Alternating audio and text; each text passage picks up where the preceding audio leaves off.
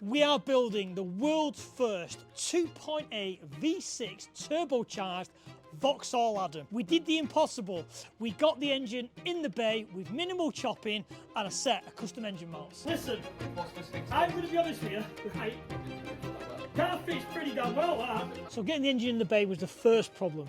Now we have to start fabricating everything around it, like boost pipes, intercooler, drive shafts from two different vehicles, making them work together. And then hopefully we get all that done, we can do the special part, unveil the turbo, unbox the turbo, and see what it finally fits like in the engine bay.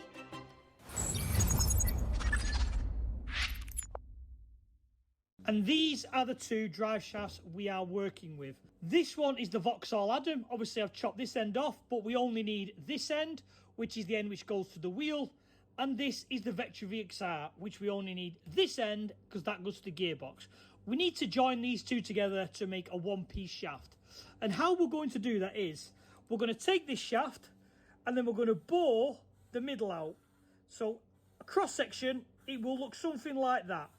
And then that will go off to the, obviously to the gearbox. And then what we're going to do with this shaft is, we're going to turn it down so it presses inside there and goes off. And then obviously that's the wheel end. And then we're going to weld around this area.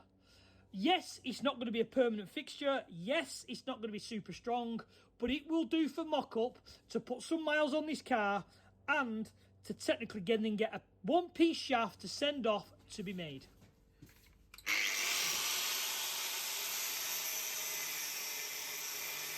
So this is the Vectra VXR shaft. What we're going to do is we're going to bore a hole in it, but because it's a drive shaft, the material is rock hard. So we have to go super slow and take our time.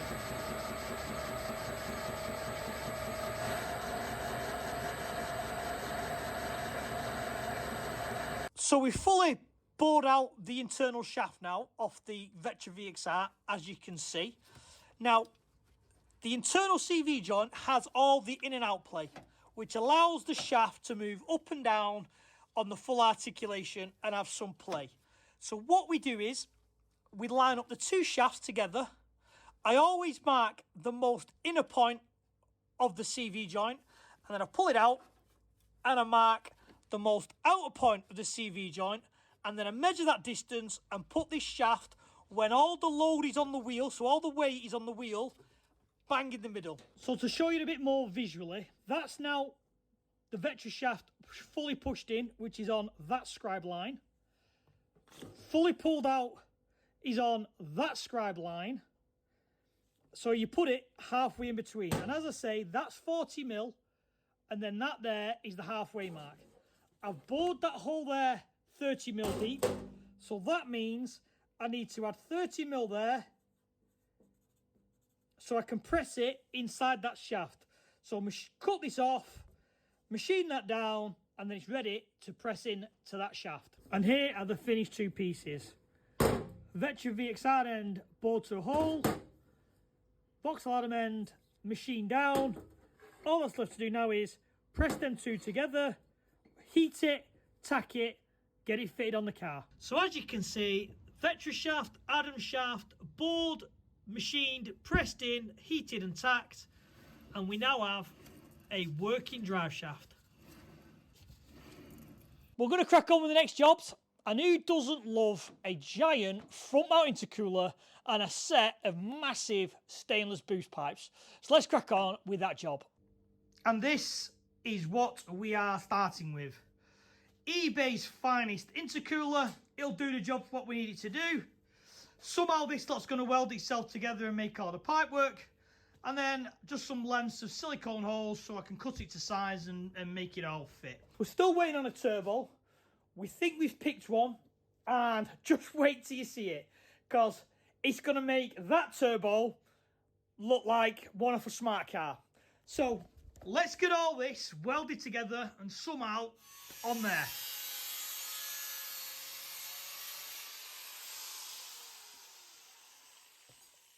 So the jigsaw puzzle is slowly coming together.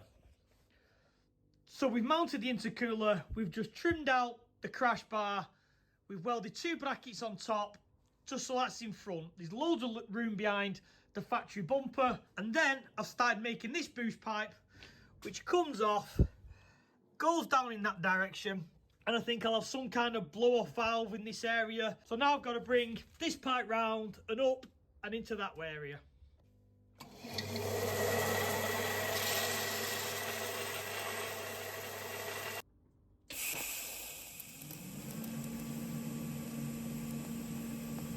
So as you can see, that side's obviously complete. We've gone round the bend that side, and we come to about this area here.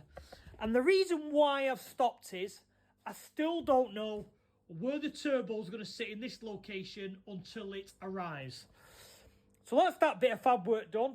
Next job is going to be the water system. If you look at this water pipe, there's a strange silly fitting in there, and I'm going to need to pick up some exhaust flanges so I can make some tubular log manifolds for the giant turbo. So let's get on the road. So we've come over to Scanifab to get some bits. So let me show you what we've come for, and I'll explain when we get back to the workshop. We've got some bits to take on with us, but we've come to discuss this thing. This is a near 600 horsepower engine, identical to what we've got in the Vauxhall Adam. So obviously I've come over, pick up some parts because I need them for the Adam. And first impressions of looking under your bay, I've got far more room under mine than oh yeah, a lot more room. I can't get over how much room I've got compared to this thing. So tell me what specs this is, what you've done to it. So this is still the 2.8 V6. It's not stroked or anything like that. It has got forged con rods, full complete engine build, port and polished heads, 3-angle valve seats, mace cams and springs and retainers, and a low compression shim to low to compression ratio for the head gaskets. So that in turn has just allowed it to just breathe a lot better. It's quite interesting how well it works. So what power are we making? This is making 563 bhp and 580 foot-pounds of torque. It's the torque on these things that are... Yeah, it's The torque's surprising. going to make a massive difference, Yeah. Especially my little Adam thing. It's going to make a huge difference. Oh yeah, it's going to be pretty hilarious. So what are these? So I'm new to these engines. Yeah. We're just trying to put the biggest engine in the smallest car. What are these engines actually like? Stock, they drive like a diesel. Once you've really started opening it up and just doing simple little mods and whatnot, even just like the hybrid turbo route, stuff like that, the delivery of the power is quite, it's interesting to put it that way. There's a lot of potential there which hasn't really been as far developed, like say like your lads with the XEs, LEHs, that sort of stuff, just because not that many people have been that bothered about Why them. do you think that is? I think a lot of it comes down to maintenance costs, silly as it sounds. The Vectra's decent-ish car, because of them being what engine they are, just in terms of like timing chain kits, that sort of stuff, they start getting really quite expensive. And just general maintenance stuff, they get a lot harder to get hold of in terms of parts, and they're in select few vehicles as well, which becomes even more a problem. So I think that's why a lot of people have sort of swayed against them. I've done a lot of research on these, and I've seen them do 450 to 500 bone stock, but the rods are the weak link. Yes. So you're kind of on a bit of a waiting game around that number. Yeah. But then the most I've seen is just over 700 wheel, and that is just, from what I gather, is just a set of rods and maybe pistons. So they can make some good power. Yeah, they can. It's just people just don't want to really spend the money on getting them to that power. Well, we're definitely going to find out what we're Nobody's brave enough. Well, so let me show you what I picked up from Scanifab. These are the adapters that I'm talking about are needed to basically get rid of that water fitting.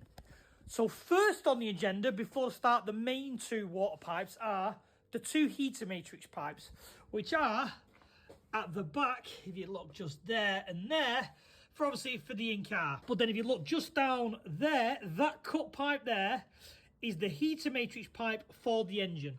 So what we're going to do is, these are the original two pipes off the Vauxhall Adam. But the good thing is, behind this plastic sheath in here, if you just run it through with a slitting disc, it gives you a hose tail. And by a hose tail, I mean something like this, which is a serrated edge to grip your water pipe.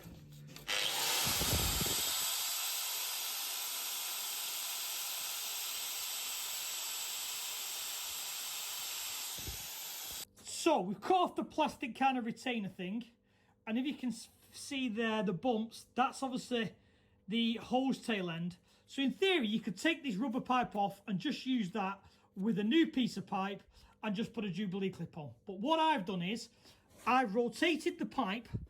This is going to go on that bottom one, because then if you look at the direction, it's going to go up and around, still leaving this area for the down pipe, and then down that area to the pipe we want. So obviously we've trimmed this side down, but that there is a 17mm internal diameter. This is the one off the Adam, which is a 22mm diameter. So I've had to go on the lathe and I've had to machine like an adapter. So the big one will go in there, the small one will go in there, a couple of Jubilee clips, and then we've got our first heater matrix pipe complete. So we are now under the car. That there is where it comes out the heater matrix. Obviously we've angled it, cut that thing off and angled it. Then it comes to the aluminium joiner we've machined, and then it comes down and into the engine block. Secondary heater matrix pipe, which goes there, which comes around the back of the engine and comes into this area here. We still have the factory pipe, which isn't on a bad angle. Actually, when you put it there, it kind of brings it up and over. But then I've had to chop the fitting off here, make it loose, make a bracket and direct it straight, because that was pointing downwards and would technically hit all this area. So we've welded a piece on. I'm not going to extend it out until I know what's going on here, but I've trimmed the boot off the edge of this. So now all I need to do is order a piece of pipe, the diameter to go from there around the back and to there. Now it's on to this one with the stupid fitting that I've had to purchase, and then that front one. And then that's technically all the water system complete. So I've welded up the little tube adapter thing we picked up, which bolts into there and bolts on. But then that allows me, because there's the inlet for the radiator, to in essence put a bend there and it'll go straight in. Plus it'll give me all this room still for boost pipes. I've got to put obviously collector pipes in, so it's nice tucked out the way and it's a nice fit. So let's get this sorted out. And there we have it, the final pipe. So as you can see, the silly fitting in the block comes out, steps up to the actual pipe size. I've had to put a bend on to clear the cylinder. Then I've had to put this kind of little bit clearance as well for the reverse light switch. Then it comes round, and as you can see, directly into the radiator. Small piece of hose, that's that pipe, ticked and done. And then over to this side, we've got to join this area, which is obviously the feed out, to down to there, which is the feed in. So we'll probably start with a 90 and start working up. So let's crack on with this water pipe. And this is what we have come up with. Silicone joiner, a 90 and 245 to bring it back on itself, going into the factory pipe, which goes into the engine there. And then on this side, I've just put the piece of silicone on so you can see all this is complete. So that's the two main heater matrix ones done.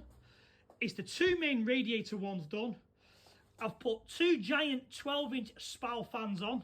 I've had to move the intercooler slightly forward for clearance. So now there can only be one thing, is filling this area. And the bit we've all been looking forward to is the turbo's arrived. Let's get it out. Let's have a look at it. I don't even know if it's even going to fit in the bay. We've gone extreme. So if anyone knows which turbo you can imagine which look humongous, specs were it has to do 450, 500 minimum, but with scope to potentially make big numbers, like possibly in the 8s. Oh God. It looks big. I just hope I can fit it in that hole. Don't get me wrong, it certainly doesn't disappoint. And does it have the does it have the wow factor? And here we have it. We have got ourselves a Holsit HX52, and that is it next to the GT35. This thing is enormous. It's a T4 flange, twin scroll. We're gonna have to put external gates on it. we've got to put it in the bay, haven't we, and have a look. We've got to plonk it in there to get the visual. That there is how I wanted this to look. It's just rested on some towels just to kind of give a bit of placement location. But come on, you want to open the bonnet and you want to have that. In fact, looking at it, loads of room for the downpipe. Obviously, I'm going to rotate the exhaust housing so I can put the flange and the two runners down.